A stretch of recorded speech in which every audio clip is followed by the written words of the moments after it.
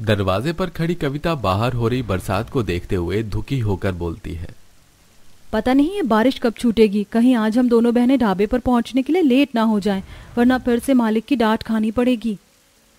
वही तो दीदी, बारिश थोड़ी हल्की भी हो जाती तो हम ढाबे के लिए निकल जाते। बरसात का मौसम है, हमारे घर में एक छाता होना बहुत जरूरी है।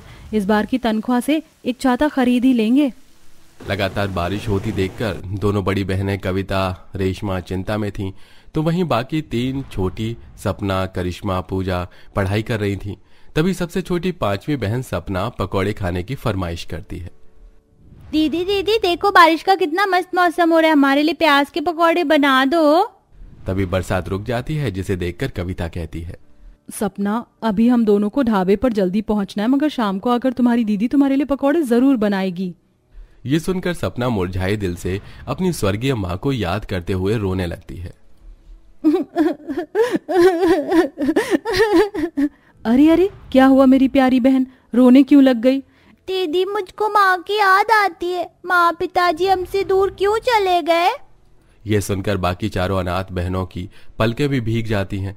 तभी सबसे बड़ी बहन कविता अपने दिल को समझाते हुए कहती है, माँ पिताजी हमसे दूर इसलिए चले गए सपना, क्योंकि भगवान जी के घर में अच्छे लोगों की बहुत कमी है। पर कोई बात नहीं, हम पांचों बहनें हैं ना, एक दूसरे का ख्याल रखने के लिए। अच्छा, अब हमको देरी हो रही है, हम चलते हैं। तुम लोग खाना खा लेना, पनीर की सब्जी रखी हुई है, रोटी बना दी है। जब दोनों बहनें जाने लगती हैं, तभी पूजा दाल मखनी लाने की फरमाइश करती है। दीदी, आज शाम को आते टाइम हमारे लिए दाल मखनी ले आना प्लीज। अच्छा ठीक है, अगर बच जाएगा तो ले आऊंगी। थोड़ी देर के अंदर दोनों ढाबे पर पहुंच जाती हैं, जहां ढाबे का मालिक गणेश उनको खूब फटकारता है। आओ जी आओ, बड़ी मेहरबानी हुई जो आप दोनों बहनें चली आई। क्यों री कविता, रेशमा, इतनी देर कहाँ लगा दी? सारे ग्राहक पिछले 15 मिनट से बैठे हुए हैं। जल्दी जल्दी खाना तैयार कर। आज की वैरायटी में दाल मखनी, तंदूरी रोटी, रुमाली रोटी, पालक पनीर और सोयाबीन चाप बनाना है, समझ गई? जी गणेश भैया, हम समझ गए। कविता दीदी, आप सब्जी देख लो, मैं रोटियों का प्रबंध देख लूंगी। गणेश के इतना ज्यादा चलते हुए ढाबे का कारण कविता, रेशमा थी। दोनों हर तरह का खाना बनाने में बहुत ज्यादा माहिर थी। थोड़ी देर में कविता चूल्हे पर चारों तरह की सब्जी बनाकर तैयार कर देती है, तो रेशमा एक तरफ आटा गूंथती है और तंदूर लगा देती है और जल्दी जल्दी टेबल पर खाना परोसती जाती है। खाना खाकर एक ग्राहक तारीफ करते हुए बोला, अरे कुछ भी कहो गणेश भाई, तुम्हारे ढाबे का खाना अच्छे अच्छे होटल को भी फेल करता है। पेट भर जाता है पर मन भरता नहीं है। आज की सारी सब्जियां इतनी मस्त बनी थी कि मैं तो 10-12 कटोरी एक बार में खा गया। अपने ढाबे की इतनी प्रशंसा सुनकर गणेश घमंड खाते हुए बोला, अरे आखिर ढाबा किसका है? गणेश का। हाँ, मगर खाना बनाने वाले कारीगर तो तुम नहीं हो, बल्कि वो दोनों अनाथ बहनें हैं जो इतना लजीज खाना बनाती हैं।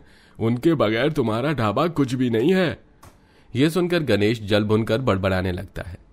अरे जिसे देखो इन गरीब अनाथ बहनों की बड़ाई करते रहते हैं, जैसे कि ये महारत ही फ्री में काम करती हूँ।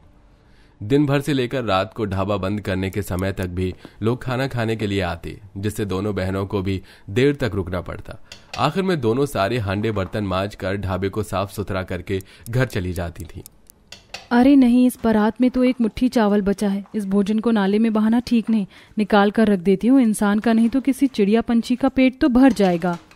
सारा काम निपटाकर दोनों जंगल के रास्ते घर जाने लगी, जहाँ पेड़ पर बहुत सारे पक्षी परिंदे रहते थे। तो वहीं एक पेड़ पर एक चिड़िया ने घोंसला बना रखा था। दोनों ने उसके घोंसले में वो सारा चावल का दाना रख दिया, जिसे वो चिड़िया एक एक करके चुग जाती है। अब वो रोज ही ढाबे पर का अंत में बचा हुआ थोड़ा बहुत चावल का दाना या रोटी का टुकड़ा लाकर उस चिड़िया के घोंसले में रख देती थी। दीदी, लगता है चिड़िया बहुत ज्यादा भूखी है। देखना कितनी जल्दी जल्दी दाना चुग रही है। बेचारे इन पंछियों को कोई कुछ खाने के लिए देता भी तो नहीं है रेशमी। इसकी जिंदगी हम अनाथ बहनों की तरह है, हम भी मेहनत करके खाती हैं और ये भी मेहनत से दाना जुटाती है।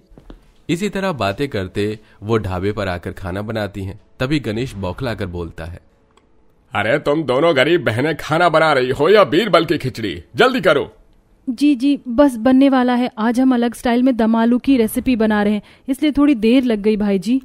हर बार की तरह इस बार भी जब कस्टमर ढाबे का खाना खाते हैं तो उंगलियां चाटते रह जाते हैं और दूसरा कस्टमर तारीफ करते हुए बोलता है, अरे वाह, आज की सब्जी तो बड़ी धुआंधार बनी थी गणेश भाई। जो भी हो, ये दोनों बहनें बड़ा अच्छा खाना बनाती हैं। तुम तो इनकी बदौलत सही नोट छाप रहे हो। कड़वी सच्चाई ढाबे के मालिक को हजम नहीं होती और वो दोनों अनाथ बहनों को काम से निकाल कर बाहर कर देता है, जिससे अब पांचों अनाथ बहनों के खाने के लाले पड़ जाते हैं। दीदी बहुत तेज की भूख लगी है, कुछ बना दो ना।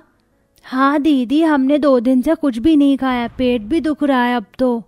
तीनों छोटी बहनों को भूख से तड़पता देखकर अनाथ बड़ी बहनों की आंखों से टप टप आंसू गिरने लगते हैं। जब तक हम ढाबे पर काम कर रहे थे हमारी बहनों को खाने पीने का दुख नहीं था, मगर अब एक रोटी के लिए तरस रही हैं बेचारी। पर उनके लिए इतना ही दुख काफी नहीं था कि मकान मालिक चंपक लाल तेज बारिश में छाता लेकर किराया मांगने धमक जाता है।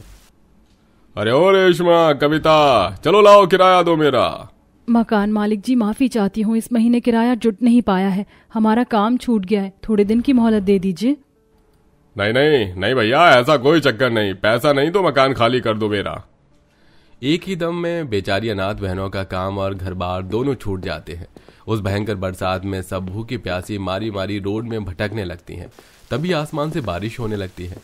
हे भगवान, बारिश के साथ ओले भी पड़ रहे हैं, हमें छुपने के लिए कोई जगह ढूंढनी होगी। रेशमी, चलो हम सब जंगल में चलते हैं, वहाँ कितने सारे पेड़ हैं।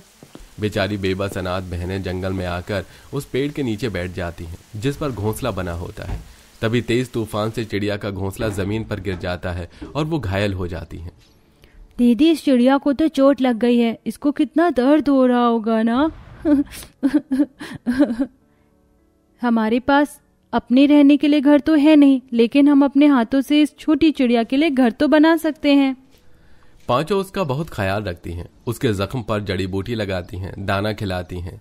तभी एक चमत्कार हो जाता है। वो चिड़िया उड़ते उड़ते एक सतरंगी पंखों वाली परी बन जाती है, जिसे देखकर अनाथ बहनें बड़ी बड़ी आंखें कर लेती हैं। आयला, ये तो परियों की रानी है। तुमने सही पहचाना प्यारी बच्ची, मैं एक जादुई परी हूँ। मुझको एक जादूगर ने चिड़िया बना दिया था, मगर आज तुमने मुझे आजाद कर दिया। कहो, मैं तुम्हारी क्या मदद कर सकती हूँ।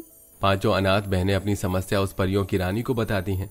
तभी वो अपनी जादुई छड़ी को उस घोंसले पर घुमाती है, जिससे कि वो विशाल बड़ा जादुई घोंसला होटल में बदल जाता है, जो कि बहुत शानदार था। अरे बाप रे बाप, ये चिड़िया का घोंसला तो कितना बड़ा सा होटल बन गया।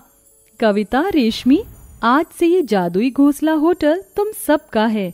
इसमें बनने वाला खाना कभी खत्म नहीं होगा और ना ही कभी इसमें जलने वाला चूल्हा बुझेगा और ना ही कभी तंदूर ठंडा होगा। जादुई घोंसला होटल देखकर पांचों अनाथ बहनें खुशी से फूले नहीं समाती हैं। तुम्हारा बहुत बहुत धन्यवाद प्यारी परी, हमारी इतनी मदद करने के लिए। परी गायब हो जाती है और पांचों जीने से जादुई घोंसला होटल के अंदर आती हैं, जो कि किसी 5 सितारे होटल जितना आलीशान था।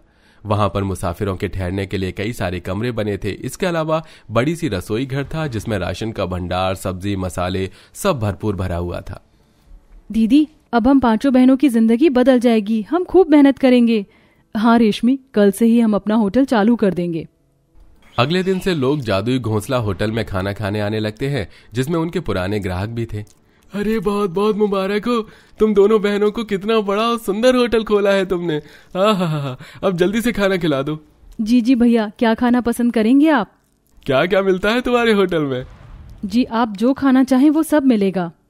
अच्छा, तो मुझको मलाई कोफ्ता, शाही पनीर, पालक पनीर, राजमा और रोटी पुलाव भी ले आओ। जी अच्छा। कविता मुस्कुराते हुई जादुई घोंसला होटल की रसोई में आती है, जहां उसकी चारों बहनें थाली लगाने में लगी पड़ी थी। मजे की बात तो ये थी कि छुरी अपने आप सब्जी काट रही थी, खाना भी अपने आप खुद पक रहा था। ये लीजिए दीदी, हमने थाली तैयार कर दी। दीदी, हमारा जादुई घोंसला होटल भी अजब गजब है, कुछ करना ही नहीं पड़ता है। ये होटल हमारी मेहनत का फल है रेशमी, इसे हम खूब अच्छे से चलाएंगे। धीरे धीरे अनाथ बहनों का जादुई घोंसला होटल खूब फेमस हो जाता है। अखबार में भी तस्वीर छप जाती है, जिससे लोग दूर दराज से वहां घूमने फिरने आने लगते हैं और पांचों की जिंदगी पूरी तरह बदल जाती है। साथ ही वो गरीबों और पैसे देने में असमर्थ लोगों को निःशुल्क खाना खिलाती थी, जिससे वो लोगों की दुआएं भी कमाती हैं। तो दोस्तों, आपको हमारी ये कहानी कैसी लगी? कमेंट बॉक्स में कमेंट करके जरूर बताइएगा।